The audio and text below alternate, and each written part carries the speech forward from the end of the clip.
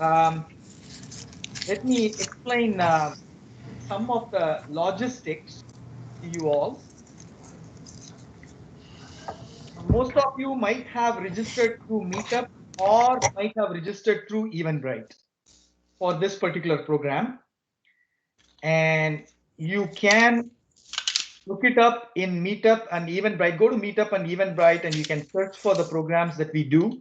And you would actually see number of programs that we do or listed in the Eventbrite and also in the Meetup.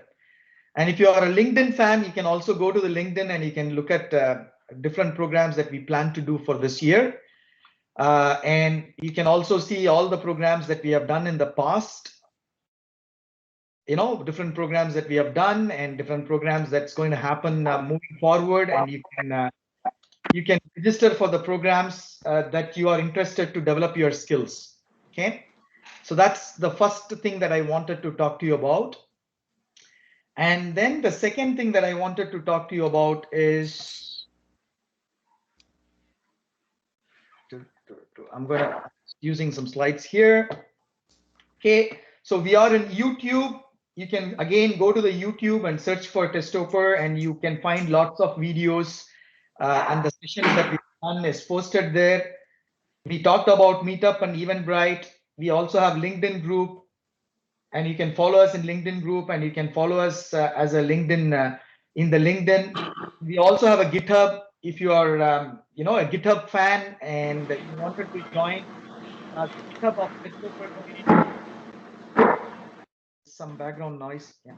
So if you want to join the Testoper community GitHub and want to contribute, building some stuff and giving back to the community and things like that, you can send your GitHub ID to us and we can add you into it.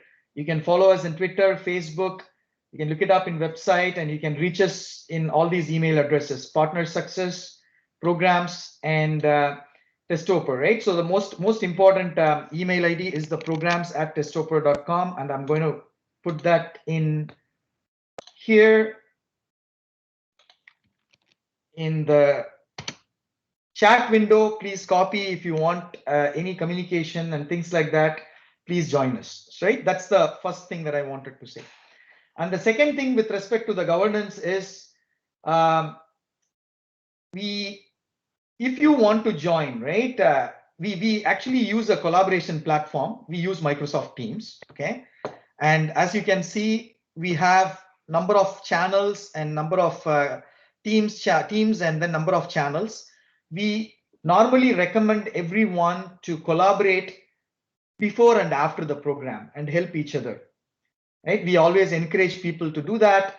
And if you wanted to join this collaboration platform, it's like a Slack, right? But instead of a Slack, we use Microsoft Teams. If you wanted to join this platform, you can send us your first name, last name, and email address, and we will be happy to add you in. And this way, it can really help you to, we'll be creating a new channel today called MasterClass, and you can actually ask in that channel the questions to the speakers, and you also ask questions to the attendees, and you kind of create this communication going. So today we'll be creating a new channel called Testoper Masterclass, and we will be using that channel for all the discussions related to the masterclass. And the one that you see here is Testoper Codathon. It's a different program that we do where we help people to learn coding. And the hackathons, jobs is where we post different jobs from different places, and all the community members post the job, and you can apply for it and reach out to the community member for references and so on. And Testoper Meetup is related to the other program that we do. Study group is where people come together and study together, and tech teaser, depending upon what's happening in latest in industry, some of the links that we do. And because we are a startup, a year old, we are trying to really encourage the people to come and contribute and help us to collaborate before and after the event, not only during the event. Okay, so this is the platform that we use. We will be creating a new channel called Testoper Masterclass, and we will also be creating a new WhatsApp channel called Testoper Masterclass, and we will send it out during this session. When Harsha is taking, he'll probably after 30-40 minutes, he'll give a 5 minutes break for us, and we will provide all those details to you guys in that 5 minutes break. And you can send your first name, last name, and email address so that we can add you into all these groups, so you can help us to kind of collaborate before and after the event. So that's the second thing that I wanted to talk about. And the last thing is, couple of minutes, what is Testoper organization? I know someone is asking, is Testoper affiliated with any of the organizations or company? See, I can really talk about Testoper for next 30 minutes, but I don't want it to steal the thunder. So let me explain at a very high level what Testoper community is. I'm just using the meetup presentation that we used last Saturday. So what is Testoper community is we normally go with 5 keywords. Okay. First of all, we are an open community. So what does it mean is, we all as an individual come together and learn together. And this particular community is a non-profit community. It is not for-profit community. We don't run this community for making money. Yes, of course, we need money to provide you with all these different tools. So we go behind sponsors, and some people like you donate us and things like that. But nevertheless, we are a non-profit community and we are an open community, mainly because we all wanted to come together and learn together.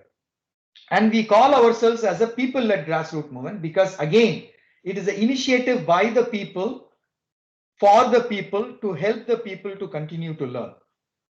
So we use 5 words for Testoper community to describe. The first word is an open community, and the second word is the people-led grassroots movement.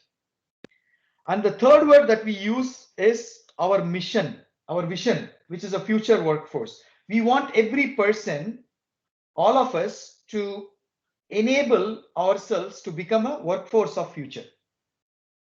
We are a developer community, empower every person to become a part of tech ecosystem future workforce. So how do we do that? We do that as an open community. We do that as a people-led grassroots movement. We people help each other to grow. That's the principle of Testoper community. And this is our vision. Now, how can we make this happen? Of course, through a couple of points that I talked about. And the other 2 points is, we help every one of you to develop future skills and innovation, and we help you to develop your continuous learning mindset. So these are all the 5 words that we always revolve around within Testoper community. Open community, the first word. Second word is people-led grassroots movement. Third word is, we help you to become a future workforce by enabling future skills and innovation, which is your 4th word. And 5th word is, we help you to develop a continuous learning mindset. These are all the 5 things that we always focus on, and we always help each other to grow. So that is what the Testoper community is all about. We have number of sponsors who helps us, starting from Brampton, and we have number of companies who have provided us with an in-kind tools that we can use, and they also kind of provide some kind of sponsorship. And some people provide us the cash sponsors, some individuals provide us with the volunteer sponsors, and some individuals like you also donates us to continue running this show. So that is what the Testoper community is all about. So long story short, we are a community of people, all of us. You all having joined today, you have become a part of this community, and you can help us to grow this community by joining the volunteer team. We have no full-time employees, by the way. We have 0 full-time employees. We have no full-time employees. We run this whole show with the contribution from the volunteers. Even I am a volunteer. Harsha is a volunteer. Last year, Harsha was also learning. I was learning and I was training. Harsha was training. Like me, many people, many industry experts are part of this community, or volunteers and attendees, sponsors, donors, and many different ways, right? So we all run this show together as a people without having any full-time employees, and looking forward to all your contribution, starting from today, learning artificial intelligence, and tomorrow contributing as a volunteers, as a speakers, as a judges, as a mentors, and many things to come. So having said that, I will hand over the floor to Harsha Balakumar, and he is going to be our trainer for next 6 weeks. This session is going to continue. Artificial intelligence, is going to continue for next 6 weeks, and it starts at 10 a.m. and it ends at 11:30, 1.5 hours. And of course, he can gauge the the mood of the community, and he can probably break earlier, or he can continue longer, or he can give little bit breaks in between. I'll completely leave it to him, the way that he wants to manage the session. So having said that, I sincerely thank Harsha for accepting to provide this awesome session for all of us to learn. And Harsha, over to you. Okay, thanks a lot, Kader. So good morning, everyone. Are you able to hear me properly? Yes. Okay, Yes, fine. Yeah. Sorry? we can hear you. Okay, that helps. So welcome to this session on AI with TensorFlow Masterclass. So as Kader pointed out, we are a small non-profit community, technology-based community, which try to help, which tries to help the community members learn few new topics. We have also learned a lot by running this non-profit community. As being a volunteer, we try to learn from each other. So I'm very excited to be part of this and take care of some of the topics which I know a little bit. So AI is one of the topics. It's an interest area for me. So I've been following for quite some time. So trying to impart whatever I have learned and also learn in the whole process, because there might be questions which will drive me to know a few things which will be new, which would have been new to me. So looking forward to this session. And Kader, yes, I'll gauge the mood of the participants and decide whether we need to go for a break or not, or keep it short, or try a different approach. So all these things will be there. You've already seen the previous year's session, Kader. So we'll do the same thing. So for today's session, we'll see when we would want to have a break. I'll check and then we'll go for a break. 1.5 hours is long. It's sometimes hard to concentrate for 1.5 hours. So break will be definitely required. And before I start, there are a few things I did earlier this week. On Tuesday, I sent out a survey to the participants who had registered till then. What I can also do is, like, if there are new registrations, I'll send this link again to everyone, or I'll post it in the Teams channel or WhatsApp group so that you can also fill. The survey is a very short survey. It just talks about, like, what is your current knowledge level and what is that what is the goal behind participating in the session, and the topics. If you have anything specific to be covered, then I ask for details. So from the response, not everyone responded, obviously. From the responses which I got, I figured out that close to 80% of them, they are either new to the topic, or they are at beginner level. There was one person who seemed to be an expert. So I need to balance things when I'm presenting. So the topics have been chosen. Even initially, it was chosen with an introduction to machine learning, AI, machine learning, data, deep learning. These three together start with an introduction, cover a bit of theory, introduce some of the algorithms before we really get into TensorFlow. So that's the way it has been planned. So I'll have to take the participants' current knowledge level into account, and then proceed with the sessions accordingly. So if someone feels that the topic needs to be covered uh, a bit deeper, then please let me know. Maybe we'll have to look at some other way of doing. For example, like, we have a study group which will be which we can attend for this masterclass. So we can look at covering some of the topics there too. So with that, I'll quickly go to the agenda for today. So what I'm going to talk about, or what I have already spoken about, the first topic about the sessions, and then masterclass, the topics and the plan, what we are going to do for the next 6 weeks, and then we'll move to the first week content. That is DI, just a short introduction, types of learning steps. When you, it's obviously data related. Look at the data sets. What are the different types? Why are they formed? There's something called bias and variance. Once you're introduced to data sets, I'll Hey, Harsha, I'm not sure. Sorry, Harsha, I think you're breaking. You're breaking, Harsha. Data. Hello? Harsha, you're breaking. 1 minute. I'll change my Wi-Fi connection and see whether it gets better. It's fine for me. I can hear you fine. How about others? Were you able to hear Harsha? Okay. No, he was breaking for me. It's breaking. Yeah, he's breaking for me as well. Is it better now? Yeah, sounds like it. Yes. Okay, fine. You needed a 5G connection to take care of it. Okay, so okay, I'll go through the topics again.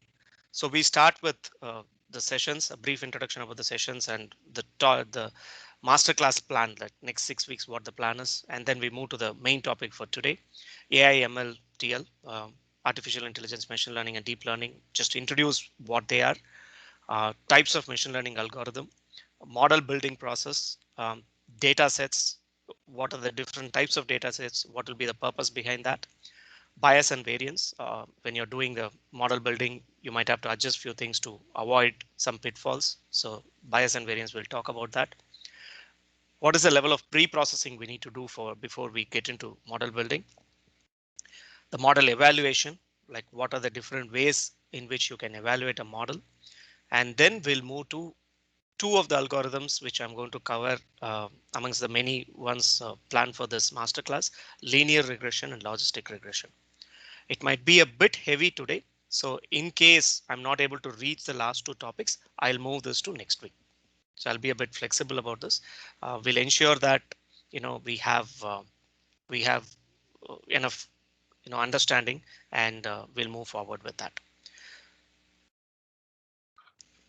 Okay, any questions till now? Okay, another important point, silence will be taken as no comments. Okay, so if you have something, please let me know. Okay, so quickly about the sessions. So the way we are going to do it is concept introduction. Of course, we will have Q&A, and this masterclass is going to be supported by a study group. We have this Eventbrite which you can register for. It's going to start on March 31st, every Wednesday for an hour or two. People who are Harsha, interested. Sorry, apologies to just interrupt. So Yeah. the study group for artificial intelligence starts on 5th of April, 6 p.m. 6 p.m. It's going to be every Monday, 6 p.m. And for those who do not know what is study group, guys, if you remember when we were kids, we go to our friend's home and we sit together and make friends and we study, right? So that's what we wanted to really achieve in the study group. So whatever that you learn in the session, you can brainstorm with your friends that are like-minded experts and sit together and learn more. Harsha will also join for any questions that you have from him to clarify and so on. So that's what the study group is all about. Over to you, Harsha. Okay, thank you. So as Kader pointed out, we are starting the study group sessions for this masterclass on April 5th, 6 p.m. EST. So there we can discuss if you have any questions, and as Kader mentioned, it's going to be an informal setup where you can get together and discuss your understanding. And during the course of the topics coverage, we are also going to suggest some practice exercises which you can do, because machine learning or any machine learning topic, now it has reached a level where it's like every topic can be huge. So we have 1.5 hour sessions. We can't cover everything. So what we will try to do is what I will try to do is, when I'm presenting something, I'll also talk about other areas where you can explore. Like there are several websites and with online MOOCs and online videos, tons of resources where you can learn more stuff apart from the basics which you are going to cover in these sessions. I'll also talk about websites, what are the useful websites. And another important point is I'm trying something, so it might it might meet the target or it might not. So for me to gauge how we are doing, feedback is very important. So there'll be a survey which will be sent out. Please fill that and let us know if you need to change something. And I'm always reachable through the Testopper ID, harsha.testopper@gmail.com. Please send your comments if you feel that I need to approach something differently. I'll definitely look at it. We have WhatsApp group, we have Teams channel. So there are several ways in which we can interact. And as Kader pointed out, this is we are doing volunteering exercise. So we have our main day job. I might not send you an immediate response, but I'll definitely respond within a day or so. And as I mentioned, I'll also look at online courses, suggestions, what you can look at. See, I've been following machine learning from 2015-16 timeframe. Like it started with Coursera's data science specialization, John Hopkins University data science specialization. It's a 9-course specialization. It was done in R actually. And after that, like anyone who's interested in machine learning would slightly tried getting into it would have heard of this course, machine learning by Andrew Ng in Coursera. So you have like these are the things I started with, and after that there have been a lot of other websites which have gotten into this useful courses. Developer.google.com has a lot of topics and videos, interesting videos which help you understand machine learning. So tons of information, and I can see that over the last 5-6 years, it's reached a very high level. If you go through the machine learning course, like Andrew Ng used to say, this was way back in 2015-16, like some of the topics which he would have covered, he would have mentioned in the session that, you know, even a very well paid a data scientist might not know some of the topics which are covered in the course. This was way back in 2016. Now, I don't think that's the state. Like a lot of people know about machine learning. They've tried out a lot of things. They know what the application is for. So tons of material available. We'll look at like suggesting few things which will help you learn this topic better. And very important point about the meme which is here in this slide.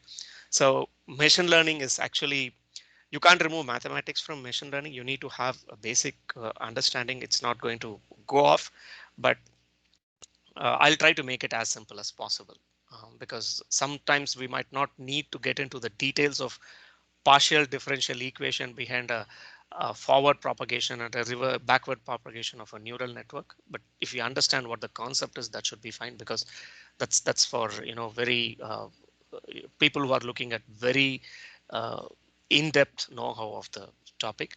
So try to make it as simple as possible, but I cannot avoid mathematics completely. Like for example, if you're talking about linear regression, I need to get into the line for the equation for a line. So I need to get into some topics, but I'll try to make it as simple as possible. So together we'll try to make it a good session or good masterclass where knowledge is imparted and all of us can learn. Even I will learn from this experience. Perfect, Harsha. You already have one question from Ashwin, right? Yeah. Before that, I just want to also, before you start on this, get onto this flow, we have pasted a WhatsApp, link in the Microsoft Teams chat, right? For those who wants to join our Microsoft Teams collaboration channel, we kindly recommend you to join this WhatsApp and provide your first name and last name and your email address. We will add you into this Microsoft Teams collaboration channel, so you are able to get access to all the resources that we have. Plus, if you are not comfortable in joining the masterclass WhatsApp group because you don't like to use WhatsApp, no issues, no worries. You can send your first name and last name and your email address in this Microsoft Teams chat. We can add you as well. So you have two options: join WhatsApp group and send us your first name, last name, and email address, or send the same details in this Microsoft Team chats. We'll be adding you into our Microsoft Teams collaboration platform. Over to you, Harsha. And the first question is, what is the prerequisite qualification of AI machine learning if anyone looking to start career? What is a prerequisite? Is it for a career or for this session? Career, start career. Okay. You're talking about machine learning. That's That's actually a big area. There are different areas. There are different AI subsections there. learning. Harsha, AI/machine learning. So they've used both the Okay. words. Yeah. So if you're looking at, that's what I'm coming to. So if you're looking at becoming a data scientist, the requirements are different. If you're looking at becoming a machine learning engineer, the requirements are different. So basically, I'll take it as an introduction into this area. So for that, I would say you need to know programming, because everything is done with either Python or R. There are several libraries which you can use, but you need to have an understanding of the programming. Mathematics, basic understanding is required. You don't have to know a lot about differential calculus and those things, but you should have basic understanding of mathematics, and you're going to deal with tons of data. So a bit of data analysis interest is required. I wouldn't say you need to know a lot about data analysis, but an interest level there is also required, because you should spend a lot of time pre-processing, converting, transforming. Everything has to be done. This is to start with, and depending on whether you want to get into details of data science, then statistics might come into play. A deeper knowledge in mathematics might be required. But if you're looking at machine learning engineer or ML ops, that is another area which is developed. So if you're looking at becoming an engineer, deploying models, those things, you need to understand the pipeline. That's going to be more like how you would understand any infrastructure work related to that. Did I answer your question? Yeah, thanks. I got a little bit of clarification, but still there's so many things you talk, so it's a bit So difficult for me to understand.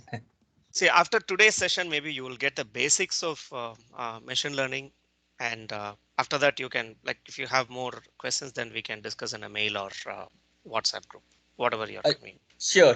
Thanks a lot. See, I have few I haven't made them part of the slides, but I have few pictures which which explain what are the different roles in this area and what is the knowledge you would require in various topics. So that I will try to share in the later sessions, or if when you're contacting me, I can share it with you. Sure. Thank you very much. Okay, so I'll quickly move to the topics that are planned for the next 5 weeks and today. So we'll look at how we are going to proceed with this masterclass.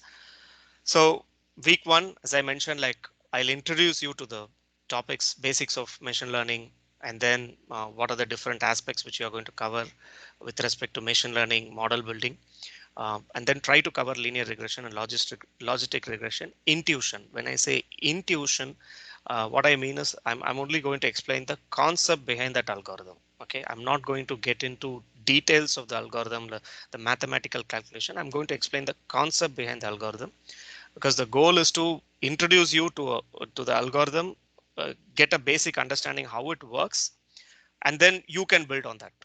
I'll also tell you about this when I cover week 2. So week 2, I'm going to cover more algorithms. So we are going to talk about clustering, decision tree, random forest, neural networks. All these are going to be at intuition level. But along with that, what I will do is I will also cover the Python code for regression. So once I tell you how you need to do for one of the algorithms, you can look at building the same method for other algorithms. At the same time, you will know the concept behind how a machine learning algorithm works. So that is the goal. So this is just more like a warm up type of thing before we get into week 3, which will be the actual required library knowledges for libraries knowledge for doing a model building. For example, pandas for data analysis, Matplotlib and Seaborn for visualization. Then, of course, the main topic for the masterclass, TensorFlow and Keras. So we'll get into that in week 3, and then week 4 we'll look at, once we are introduced to these things, week 4 we'll look at model building with TensorFlow and Keras, of course, a neural network model building, And then week 5 we'll get into natural language processing. You get tons of stuff which you get to do with natural language processing, right? So you it can be translation, it can be suggestion, it can be sentiment analysis, it can be tons of stuff. NLP itself is a huge topic. Of course, there is another masterclass planned in the second half of the year for NLP. So we'll start with introduction for NLP and look at how we'll do NLP with TensorFlow in week 5. Continue with that in week 6, and then we have a project assignment where we can bring all these things together, or majority of the topics together, to do a project with TensorFlow. So that is the goal for the 6 weeks. Of course, not everything goes according to plan, right?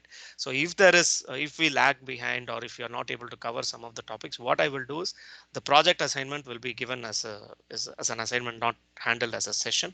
So we'll give it as an assignment, and then we can be in touch how we can go about doing that. So that is the buffer which I have planned. So this is the high level plan which we have for the masterclass sessions. I'll try to balance it between. And Harsha, so those who attend 80% of, so out of 6 sessions, those who attend 5 sessions will get a certificate of attendance from the Testoper community for this particular topic. And you will have all the topics mentioned, what has been covered, so that you can use it for any of your career moves. Okay. And another point is, so I've tried to balance like theory and practical stuff as much as possible. And during the explanation, I'll try to give practical examples as much as possible.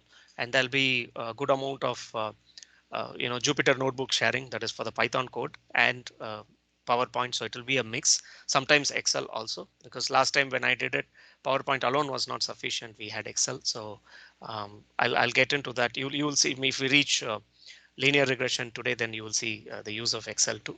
So we'll try to balance it in such a way that there is interest level that is maintained. In case you feel something is not reaching you, please speak out. And as I said, like silence will be taken as everything is received type of status.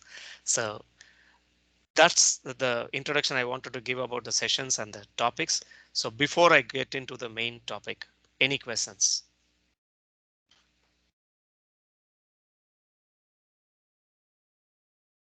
Okay, this will be taken as a no, and I'll proceed with the main topic.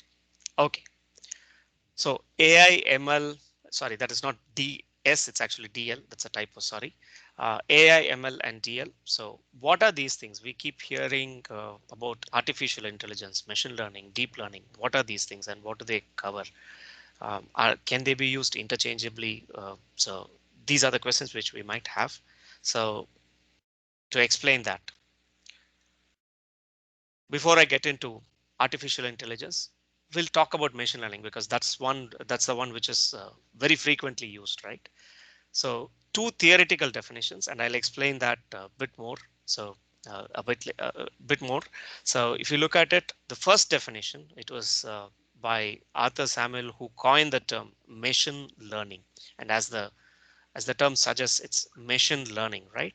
It's a field of study that gives computers the ability to learn without being explicitly programmed. So what happens is you're not programming the computer to do something depending on input conditions. What you're doing is you're actually, when you're doing the model building, you're programming. But what we are saying is, it's not like if this is the input, then this is the output type of thing. What machine learning does is, like, you give a set of inputs, and depending on the algorithm you want to use, based on the inputs, you allow the machine to study so that knowledge can be used when a new set of input comes in for meeting a desired output. You will understand it more when we get to examples, when we talk about types of machine learning algorithms. But this is the theoretical explanation. Another explanation which I found, this was from Andrew Ng's machine learning course, very mathematical explanation, but nice and interesting. A computer program is said to learn from experience E with respect to some class of tasks T and a performance measure P if its performance at at tasks in T as measured by P improves with experience C. Lot of lines, lot of phrases, it might be confusing. So I'll give you a practical example. Say the computer has a task to suggest recommendations in an e-commerce portal. You see that, right? When you go to amazon.ca or amazon.com, you see a lot of recommendations which come in, right? So a computer, say, for example, or a program or a machine learning algorithm has the task of suggesting recommendations in an e-commerce portal. OK. The experience is experience of seeing many buyers in an e-commerce portal, what their behavior is, how they are browsing. They're browsing for one product and how they are moving to another product. What are they searching? All these things is the experience. And P is the buyers clicking the recommendation. So what happens is this becomes the I've introduced it as a metric. It's a performance metric. So now we'll go back to the definition. A computer program is set to learn from experience E, that is the experience of buyers' behavior in a site, because those inputs are provided to the algorithm. With respect to some class of tasks T, there could be several tasks, but this task is suggesting, what we have taken one task as an example is suggesting a recommendation of a product in e-commerce portal. And how do you measure whether the computer has learned it is with a performance measure P, which is like buyers clicking the recommendation which has been suggested. Like if you have the right recommendation, if the computer has the right recommendation, then what happens is like the buyer will click that recommendation because it has studied the behavior of the buyer and it has suggested the right one. So that could be the performance metric. So we say that it is learning if there is an improvement in P for the task T based on the experience E. That's a mathematical explanation of machine learning. It might be a bit theoretical, but bear with me. We'll move to more practical things a bit later. So if now we spoke about machine learning, artificial intelligence, deep learning, what is that? OK, see, artificial intelligence is the overarching topic, which is like the sky type of thing. And within that you have machine learning, and within machine learning you have deep learning. And you see neural networks in between because deep learning is part of neural networks. So it's a broader concept of machines being, if you look at artificial intelligence, it's a broader concept where machines can carry out tasks, what we would consider as smart. So what is the difference between machine learning and artificial intelligence? And see, artificial intelligence is it can be just an if-then programming. If you're looking at a simple embedded application where you have a device, and then based on the inputs which you type, it is reacting in a particular way, then that itself is artificial intelligence. Like you have like washing machines, you have many other, you have cars which have computers inside. Depending on various conditions, they react in a particular way. They have the intelligence to do few things. That is artificial intelligence. A subset of that is machine learning, where the machine has the computer or the system has the capability to learn few things and react based on the experience they are exposed to. We saw the definition in the previous slide. And within that you have the neural networks, which is one of the algorithms where they use the natural human body neural networks, like how nerves talk with each other, neurons talk with each other. They try to ape that in a programming paradigm, and based on that they come to a conclusion on the output based on the inputs. So you have neural networks, which is one of the algorithms, and you have several layers of that. You have the input layer, and then in between you have the hidden layers, and then you have the output layers. Depending on the number of layers and number of inputs it can process, you have something called as deep learning. And this is something which is developed in the last few years or a decade, I would say, where the computing power has increased drastically, due to which the processing of information could be, processing of more information was possible. More complex neural networks could be built. So that's where the deep learning part has evolved. So if you look at it, you have deep learning, which is a subset of neural networks, which is an algorithm in machine learning. So it becomes a subset of machine learning, and machine learning itself is a subset of artificial intelligence. And that's what this diagram denotes. Good amount of theory. Some might be understood, some might not be understood. Any questions? I'll pause for questions. Hi, again, this is Ashwin. Yeah. I know that AI in a broad manner, but I didn't able to differentiate between the machine learning and deep learning. Okay. So I will. Okay, I'll try to explain that a bit more. So machine learning, you have different types of algorithms for different purposes. Like for example, you have like linear regression, you have decision tree, you have random forest, you have like these are all like approaches towards solving a particular problem. Like that, you have another type of algorithm called neural networks. And neural networks is, as the name suggests, it is like what they had seen as how our brain communicates in the how our neural system works with respect to neurons. Like you have a node, and then it is connected to other nodes, and it processes a bit of information, passes that processed information to another node, and that node does its own processing. It continues like this till you reach a desired result. That is how it works in our human body. Okay, so what they have done is try to reproduce the same thing in an algorithm. What it does is you have the input data which comes in. The input data is passed on to several nodes, and you have layers of nodes. Say for example, if you have for easier understanding, I'll assume that there are two layers. Okay, what I'm saying is there are two sets of neurons which is taking the input, processing, and then sending the output to another neuron or to the output layer. So that is what is happening. So when you have this, what happens is like the input goes to a particular node. A node does a bit of processing of that input. We'll come into what it does a bit later when we go to neural networks. And then it generates an output from that node. And this output is passed on to another node for second level of processing. And this can be passed on to third level of processing, and any number of layers like that. And then finally, you have the desired output which you need to have.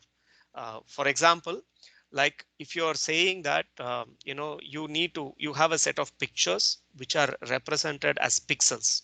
Okay, and you have the pixel data with you, and you have a set of pictures which you want to use for training a neural network.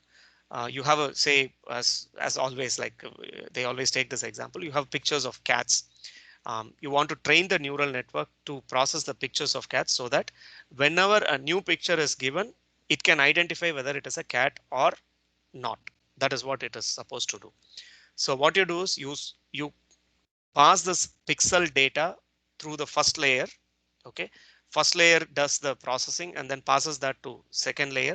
And as I said, like for the ease of understanding, I'll just assume that there are two layers. And when I say layer, it is just a set of nodes. Okay, and there's some mathematical computation that takes place in each of the nodes based on the pixel values that are being sent. And then after the second layer, you have the output, and the output here, what we are looking at is whether it is a cat or not. It's a binary output. Yeah, it is a cat or not. It is a binary output. We are saying that based on this pixel values, we can conclude whether it is a cat or not. And of course, this algorithm will lead multiple layers, but I'm just simplifying for the explanation's sake. So this is a normal neural network, but with processing capabilities increase in the last few years, what has happened is you can process a lot more information and through a lot many layers in the neural network. That is deep learning part, where it has become the complexity of the system has increased multifold. That is where a neural network becomes a deep learning network. Did I answer your question, Ashwin? Yeah, I got some level of clarity. Okay. We'll understand more once we cover neural networks. Yeah, exactly. As we go forward, probably it will give more clarifications. See, remember these terms. You don't have to know the exact definition. Remember these terms. What I will do is when I go through various topics, I'll come back to this and I'll refer to these terms so that you will understand it better. Okay, but I need to start somewhere. I'm starting with the theory. Okay, any other question? There's one on chat by Sean. Where does reinforcement learning stand in this diagram? So reinforcement learning, that's a good question. I think it will come under machine learning algorithms. Frankly speaking, I haven't spent a lot of time in reinforcement learning. I have, if you go to the next topic, the types of a machine learning algorithm, I have mentioned reinforcement learning where like you train a system based on risk and reward. So I think it will come under machine learning and it can also be under deep learning, I think.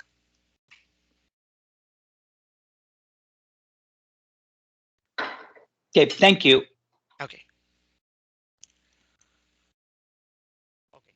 Another diagram to explain a traditional application versus ML application. So if you look at it, so traditional application, what we do is we have input coming in, like if you're building a web application, like the user behavior in a website. So you're getting that input and you have a business logic. Like if the user enters something, what you do is this is the output you desire and then do something. So input plus business logic is going to produce the output. In case of supervised learning, so what happens is there's a reason why I'm mentioning supervised learning because it's not applicable. The diagram on the right hand side is not applicable for all types of learning, but in case of supervised learning, what you do is you have a set of inputs and there's a relationship to the output. And what you do is you derive the business logic that is behind this. So what I'm saying is you have inputs, you have the inputs which provide a set of outputs. Both these things put together, you're trying to derive the business logic behind this. What is the logic that is used for converting, a set of inputs to outputs? That is machine learning application.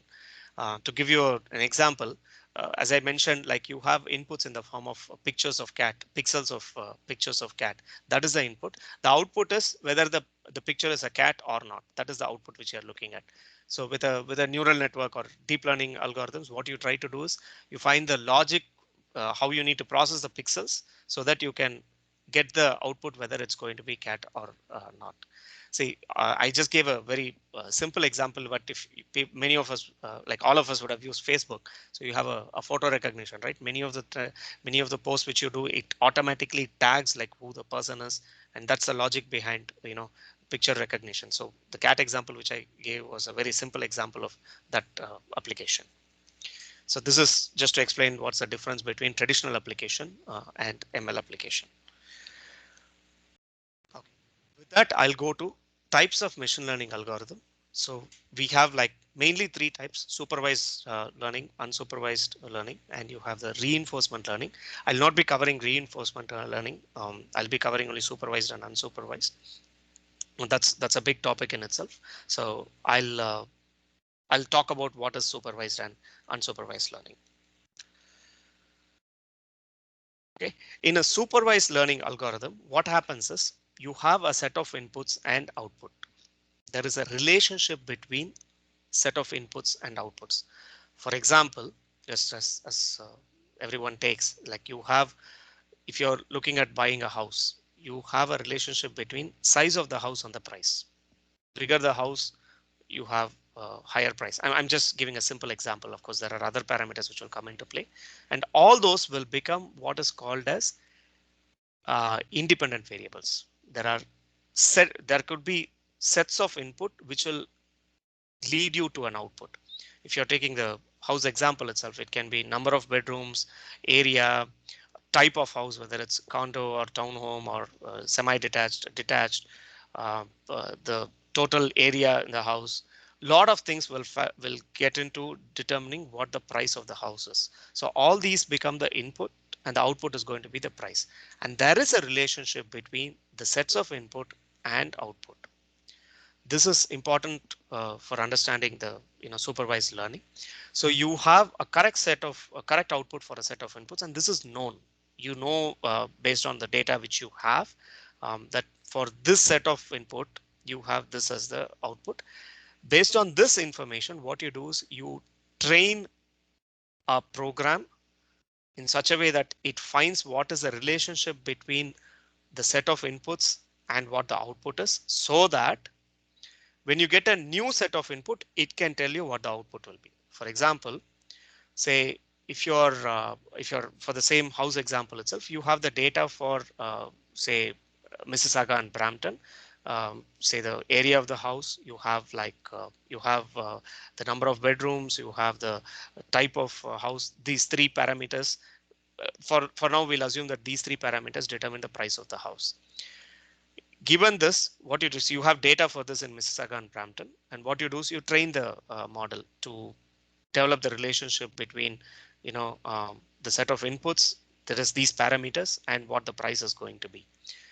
Later, when you get a new house which has got like these many bedrooms, this is the area of the total area of the house, and this is the number of bedrooms, and this is the type of the house, then the algorithm will tell you what the price is going to be. So you have the actual data based on which you train a particular model. I'm introducing a term model here. This is for the algorithm which you use for predicting what the output is going to be. You train a model and then use the model when there are new set of inputs to get a desired output. So this is supervised learning, which means like you have supervised data. That is, you have a proper set of inputs and you have a set of corresponding outputs, and there is a relationship between inputs and outputs. Any questions till now on supervised learning?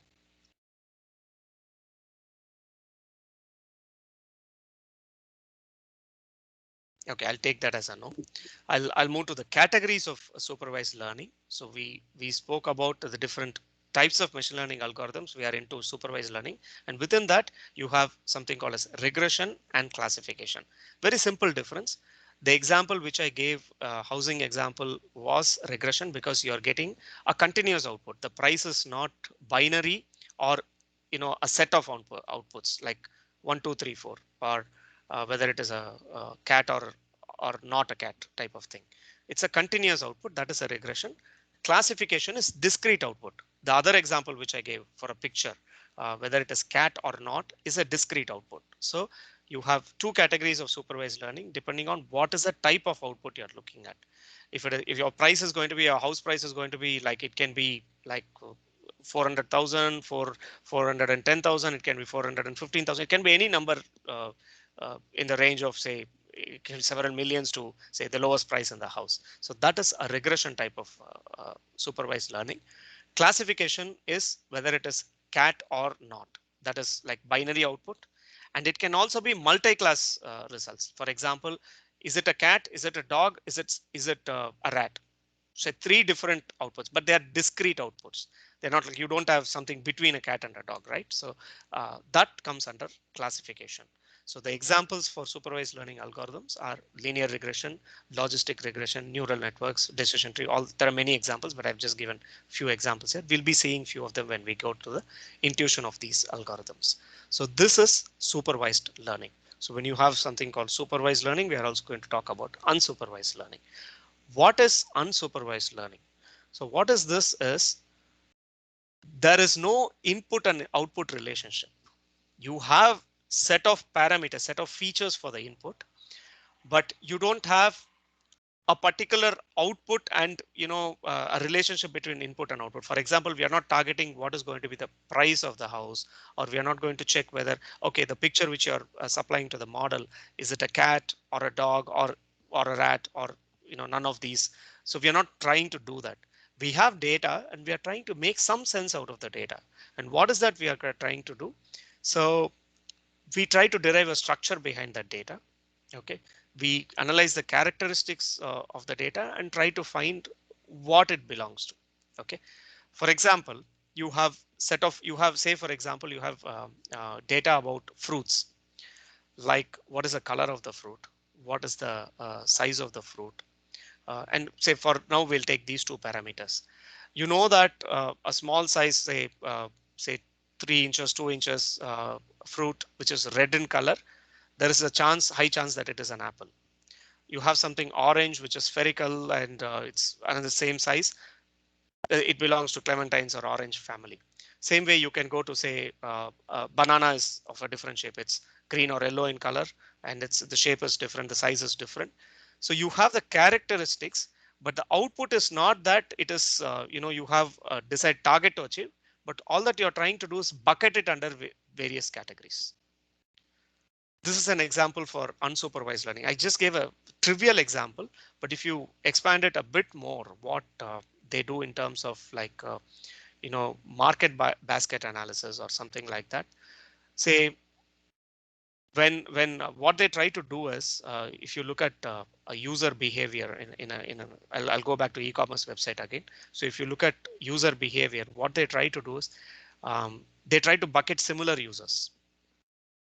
For example, like if a person likes Tenet, this is movie example, or this is Amazon Prime, but something similar to e-commerce, right? So if a person likes Tenet, Christopher Nolan movie, so there's a high chance that he likes other Christopher Nolan movies too. And what happens is you have a user A who's going to like Tenet and few other Christopher Nolan movies, and you have another user who likes one of those movies. What you can do is, depending on the characteristic, saying that in this case the user behavior, when I say user behavior, you have data about what movies he likes or not, right? So that information, what you can do is you can look at bucketing them together. Why are we doing this? Because if a person has seen Tenet, what you can do is you can suggest other Christopher Nolan movies for him to see. For doing this, you need to bucket them together. You need to club similar people together, so that based on one user's behavior, you can suggest similar products which that user has chosen to other users. This is an example of unsupervised learning application. Any questions?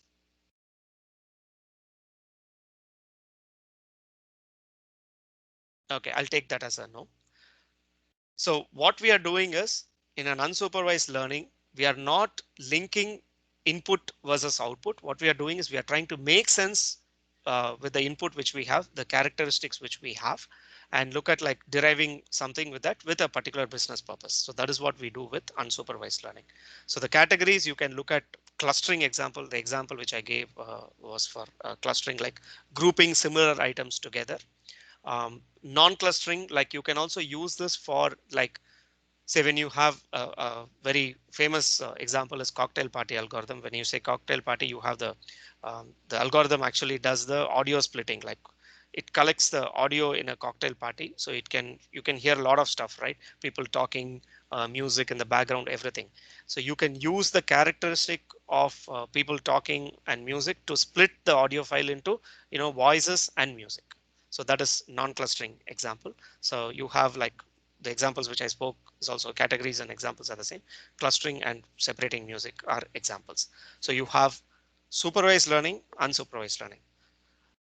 What I will do in the next slide is give you a set of use cases. Let me know whether it is supervised or unsupervised. One person can answer, or whoever comes first, we'll go with that. So the first use case, given an email labeled as spam or not spam. Okay, learn a spam filter. That is, you model learn a spam filter. Is this supervised learning or unsupervised learning? It's unsupervised. Why I are you think this is saying? because I do not every time tell Yahoo that it's a spam, but it keep doing it by itself. So that's Okay. what I think. Okay, fine. This will help me explain few things in a better way. Actually, this is supervised learning. Why are we saying this is supervised learning? See, what happens is, I know as a user, what you're seeing is you don't do it, the system automatically does it. Actually, there is a model which works behind the scenes for it to do that, right? Say for a spam mail, they will look for some keywords. Some way of a particular way of writing a spam mail. It has its own characters, like a few capital letters from suspicious websites. If it's from the email ID has a format which is not very like the usual email ID format. So they use these characteristics to train a model to determine when an email comes, whether it can be classified as spam or not a spam. So you have a set of input characteristics which you pass to the model, with which the desired output is whether it is a spam or not a spam. So you have a set of inputs and corresponding output which you try to link together. So it comes under supervised learning.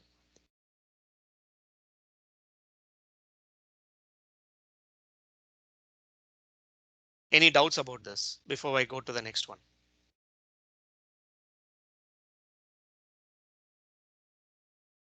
Okay, I'll take that as a no. And Umesh here. sorry. So when you say this is supervised, right? Yes. I mean, for all inputs, there is certain kind of characteristics most of the times when you want to categorize. So any input that has certain common characteristics, it's just that based on the output, are you categorizing it as supervised and not supervised, or is it? Yes, you have it's based on what we are, if you're looking for a set of outputs, like in this case, whether it is spam or not a spam, or the house price example, what is the price of the house? If you're looking for a particular targeted output, and there is a relationship between, of course, there'll be a relationship between what you're targeting and what you're supplying. So if there is a relationship between a set of inputs and output, then it comes under supervised learning. Okay. I'll move to the next one. Given a set of new articles found in the web, grouping them. See, you have like several websites, right? Several mashups where you have like several sections of the websites. So, and you have articles within those websites. So when you get a new article, you need to put them under one of those groups. Will it be under supervised or unsupervised learning?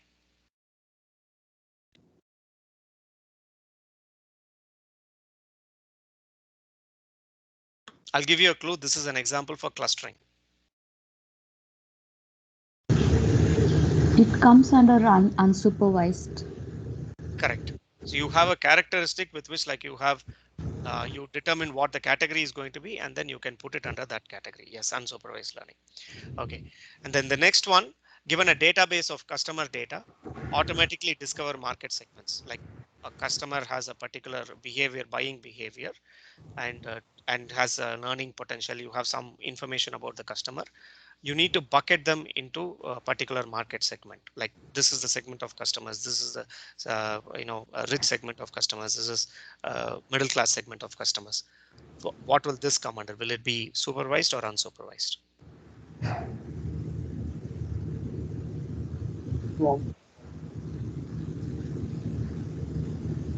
Sorry. It will be unsupervised. Yeah, it is unsupervised. Correct.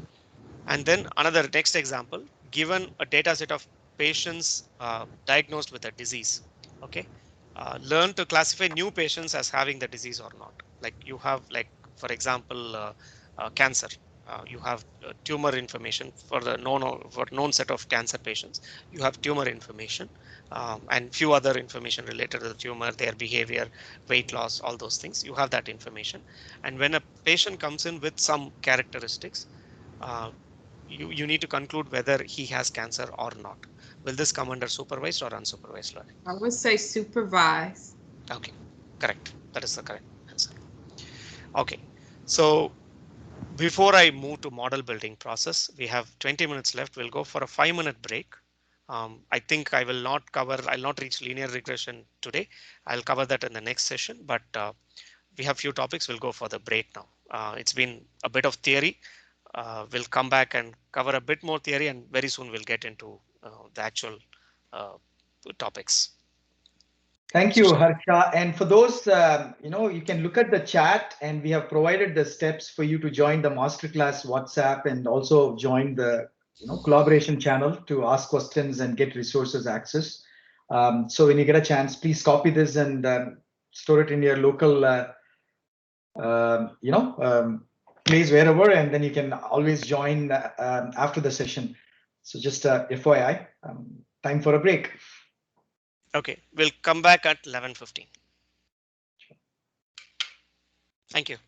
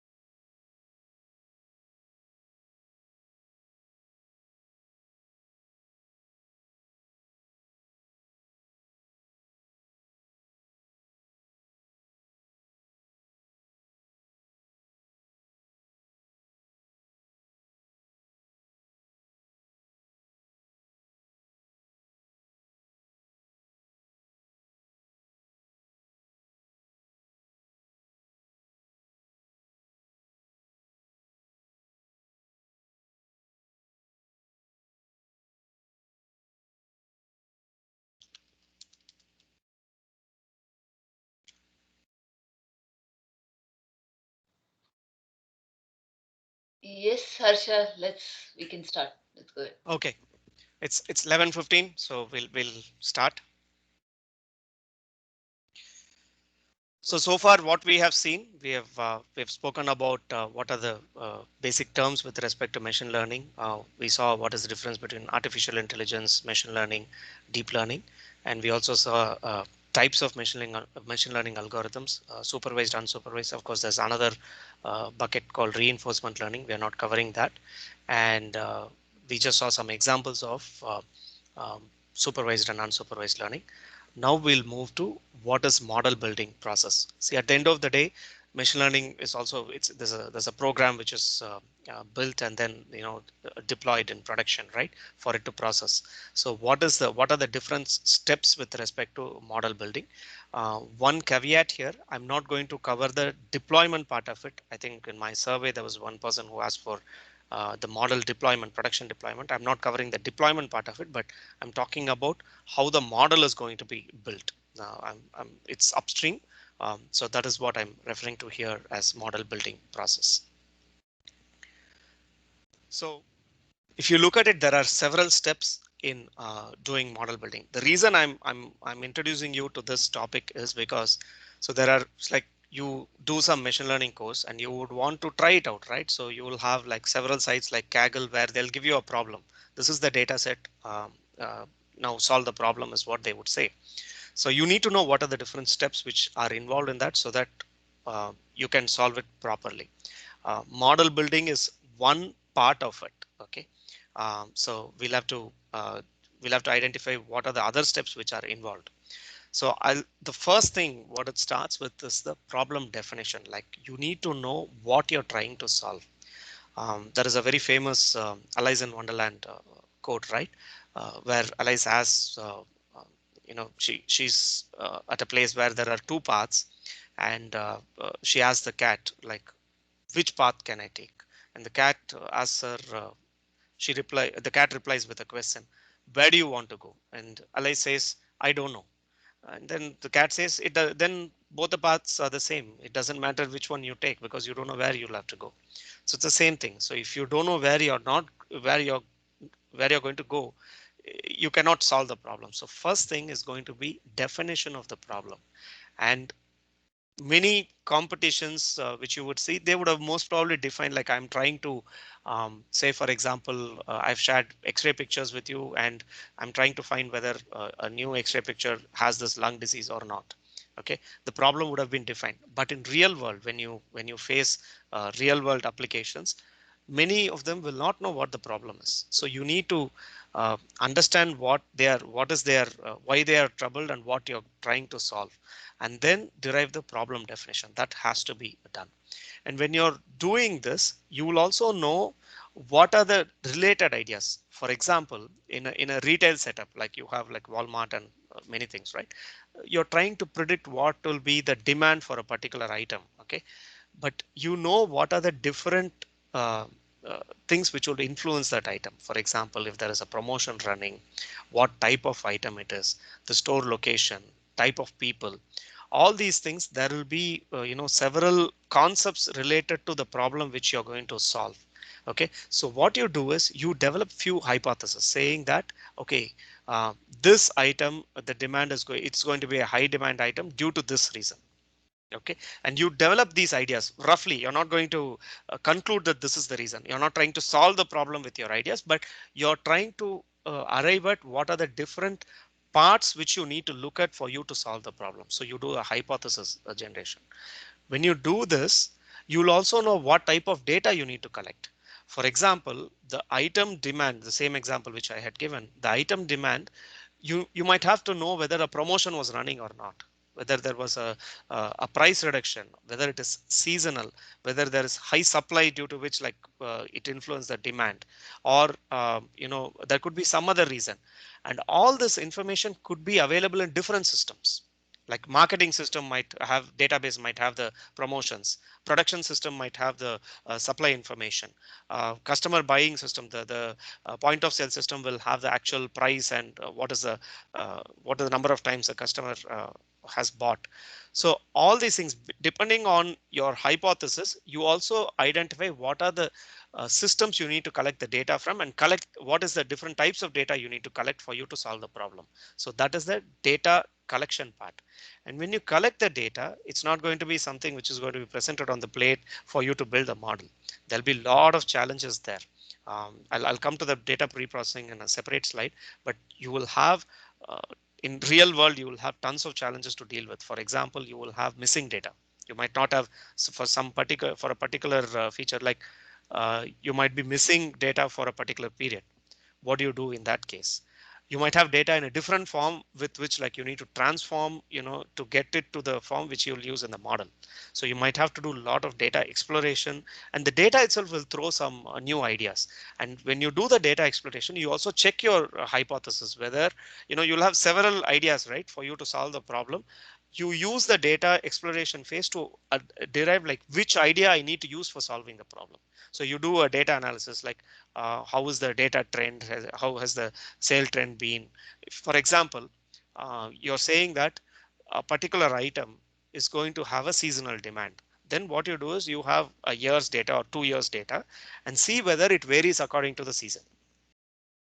So that if your hypothesis saying that there is a demand is dependent on seasons will be checked with the data exploration. So you do the data exploration and then you derive like what what will be the hypothesis you need to persist with, what is not valid, and what you need to ignore. All those things you will do during the data exploration and transformation phase. So now you have like you've prepared the input which we were talking about for a model, right? So you have that ready. Okay, now I can go to model building. Wait, one more step before that. What do? Say we are trying to derive a particular output, right? In case of supervised learning, in case this matrix identification is more relevant for supervised learning, you're trying to derive a particular output. How do you know whether the output you have derived is correct or wrong? So you identify what will be the metrics you need to use for that particular model to call it a success or not. You'll build a model, you will test it. Like it might give you, say for example, 70% accuracy, 90% accuracy. Which one will you take? Obviously 90% will be higher value, but you need to identify what is that 90% accuracy. 90% accuracy is the metric I'm talking about. It could be something else. It can be root mean square error. I'll come to that a bit later, but it can be any other metric. You identify the metric so that you know what parameters of the model you need to look at to determine whether a model is successful or not.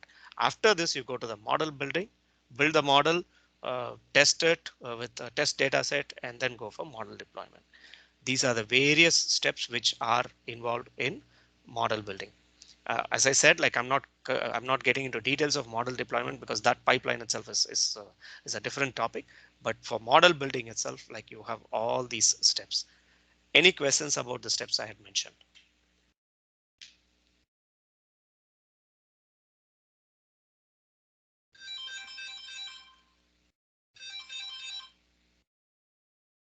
Okay, I'll take that as a no. Okay, these are the different steps which are involved. Now we spoke about model building and data sets, right? Once you have at this point, like after you have defined the you have completed the exploration and transformation and you have arrived, okay, I'm going to look at this data set as input for my model building. They've also done the metrics identification. How do you deal with this data set is what we are going to see in the next topic. So we are like step by step, we are moving to the model building. If you notice, there's a lot of theory. I'll have to introduce you to some theoretical concepts and get you to model building. That's the reason we are doing this theoretical portion. So now one more step related to that. The data sets, you have dev test, you have test set, and you have validation test. Hey, what are these? Okay, so we'll look at this. Say you have 100 data points, like you have set of features and you have 100 rows of those things. And you're saying features like in terms of table, it's going to be column, right? Say what we saw in the housing market example, the size of the house is one feature. The number of bedrooms is another feature. The type of house is another feature. Please note, type of house is a categorical feature where it is either condo or townhome or semi-detached or detached. But number of bedrooms is also a discrete number. It's going to be these days you have like 2.5 of those things, but largely they are like discrete numbers. So you have either single bedroom, 2 bedroom, 3 bedroom, or if you have a solarium 2.5, all those things. But area is a continuous feature, like you have the total square feet of the apartment. So that is going to be, that can be any number between, say, if it's a huge house, it's going to be 5,000 square feet. Small house starts in Toronto, it starts with 600 square feet too. So that's a continuous feature. So you have these features, this columns, and you have data for, say, 100 houses. Okay, you have 100 houses in Mississauga and Brampton. So you have the data for 100 houses. Of course, you have the price for each of those houses. So that becomes the output variable. Okay, so you have this 100 houses. What you do here is you can use all the 100 houses for training your model, 100 data points or houses for training your model. But is that a good approach? No.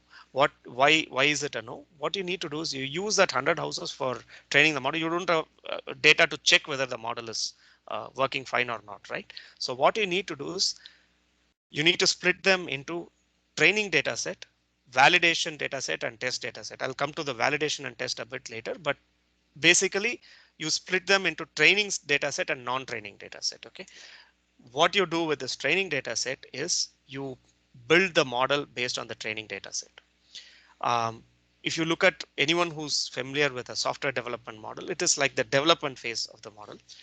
You take, say, out of the 100 examples, you say 50 or 60%, preferably 60%, 60 examples, and use that to train the model you're going to build. And I haven't gotten into model building yet, which algorithm you're going to use. I will come to that a bit later, but you identify like these are the 60 data points which I'm going to use for my model building. Use that for training the model. When I've been saying training the model. What is it? When we get into the algorithms, you will understand what I mean by training the model. So if you say, for example, if it's a linear regression, then linear regression, the simplest equation for a straight line is y is equal to mx plus c. So you determine the value of, in this case, x is the input parameter, y is the output. You determine what will be the value of m and c for you to have the model, right? So that is training. It's a brief introduction. I'll cover this in detail when I go to linear regression. But you take these data points and train the model. And you have the other 40 data points for which you know the input and the output, right? So what you do is you take another 20 sets and then you check whether the algorithm is giving you the desired output. You take the 20 data points, take the inputs, supply it to the model, get the output from the model, compare it with the actual output which is given to you. Please remember these 100 data points, you have inputs and outputs with you. That is, you have the size of the apartment or size of the house, you have the number of bedrooms, you have the type of the house, and you have the price corresponding to these things. So the price is the output. So what you do is you take the 20 data sets, the input parameters, supply it to the model, find the price, see how it compares with respect to the actual output which you have. So, and then you determine whether you need to train the model a bit more, change some of the parameters of the model, do those things, and then take it to the other 20 after you've finalized, okay, these are the model parameters, take it to the other 20, run the model with the inputs, compare it with the output. You will know what is the accuracy you're getting. Accuracy is the metric we are taking, for example. You'll know what is the metric which what metric you have determined at the time of model building. You see how that metric behaves and give that as an output. You would have heard of examples like my machine learning model gives me, say 98% prediction accuracy. And this 98% is based on the test set which you have given. And when you get to this level, you don't go and tune the hyperparameters of the model. That is, you don't change the parameters of the model. That step takes place in the validation data set, not in the test data set. So you have 3 different data sets. It's like, if you compare it with a normal software development parlance, training is the development phase. Validation is like the unit testing phase. And then the test is the actual QA or user acceptance testing. Of course, you can do bug fixes after that in a traditional software development, but what I'm saying is this is like near production type of thing. So these are the 3 different data sets split which you need to do. We'll be largely doing like training and non-training, training and test split. We'll not get into validation and test when we get to the algorithm development in Python. We'll do that.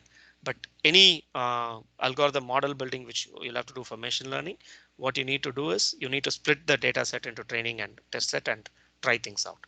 And this is more applicable for supervised learning. Any questions about this?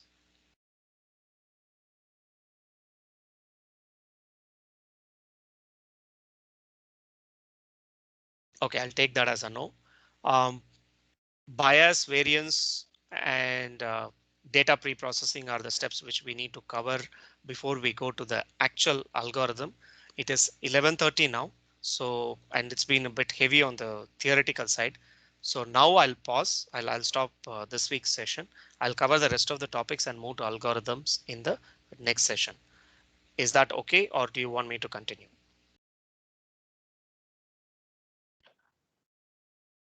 I think that's okay, Harsha. So Okay. because this is the first session, we had to give some time, 5 to 8 minutes for the people to join, as well as had to give a little bit of governance, right? So from the Yes. next session, that's not required, right? From the start, you can start. Just a kind request to everyone, please make sure that you register. Register in the Eventbrite, for the next week's session if you have not, or you can copy the link, whatever that you already have, and keep it in the notepad so you can join at the same time at 10 a.m. Next week, Saturday, right? Okay. Just want to make sure that you understand that. There's been a lot of questions. Let's quickly check that. So shall we start? When is the next session? Next session is the Saturday. Every Saturday, 10 to 11:30 is the next session. Okay. Is it April 5th? Yeah. No. It is not April. It's 3rd. It's 3rd of April. So let me clarify this. What the session that you are in, it is called as a MasterClass. Okay. And it happens every Saturday, 10 to 11:30 a.m. Eastern Standard Time. And today we had our first session, and you're going to have 5 more sessions to complete this particular program. So you all are requested to join next week, Saturday, 10 a.m. EST for this session. Now we have another program which is called as a study group. So that is on April 5th. It starts on April 5th. That's on the evening 6 p.m. to 8 p.m. approximately. And there the agenda is different. You come together, you make friends, you learn between each other. AI and Harsha also will join to support you guys. But in that particular program, which we call it as a study group, the presentations will not be made. It's just Q&A, asking questions, learning more together, and so on. Hopefully it clarified all that, I guess. Let me check. So April 5th, next week, same time. That's good. April 5th is study group, but then what's happening on April 5th? Okay, Meena, I believe I have answered your question. What's happening on study group on April 5th? It's just you come, get together, make friends, and learn together, right? We're not going to present anything. It's just a learning session. Okay. Where do we join study group? Eventbrite. Go to the Eventbrite. All the programs that we do is in Eventbrite. All the programs that we do are in Meetup. Can you please share the link to the recording here on the WhatsApp group? Yes, we will share the link for the recording in the WhatsApp group, as well as post it in the Microsoft Teams. If you are not in the Microsoft Teams, you already know what procedure that you need to do. It's pasted above. Please copy and paste it so that paste it in your local device so that you can follow that and join the Microsoft Teams. Joining Microsoft Teams, not only you will get access to this particular presentation, but also you will get access to all other sessions that we have done since last 14 months and videos and many more.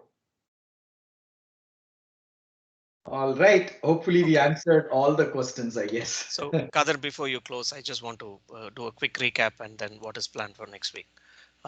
So as I mentioned, I've started with the introduction to the topics, basics of machine learning, some of the concepts, some terms behind that, so that we'll use them later. And first week will be a theory heavy session, and later we'll move to algorithms. It might get a bit more interesting in terms of like how the algorithm works, and we'll also look at Python code for one of the algorithms next week. We'll look at intuition, how the problems are solved using different algorithms in the next week. After that, we are going to look at more of libraries, Python libraries, pandas, visualization libraries, TensorFlow and Keras, and then use that for doing the actual model building with TensorFlow and Keras. And last set will be, we'll move to natural language processing. So after this week, it's going to be more of, algorithm and hands-on type of work. So I guess it should get more interesting then. So if it's very theory heavy, please bear with me because I need to introduce these things so that when I use these terms later in the sessions, it will be useful for you. So I'll have to start with this. Please be patient, and when you join the other sessions, you will really reap the benefits of what we had sowed. Okay, looking forward to your cooperation. And last point, very important. If you have any feedback about the session, please fill the survey and also send the feedback through email to me. If you want me to change my approach or do something differently so that your target will be met, I'm open to hearing about that. So please use the communication methods for that. Yeah. A couple of fundamental questions, Harsha. Yeah. So for gathering the data, what are the recommended tools? Like as the data grows, probably the Notepad or Excel, may be too overwhelming.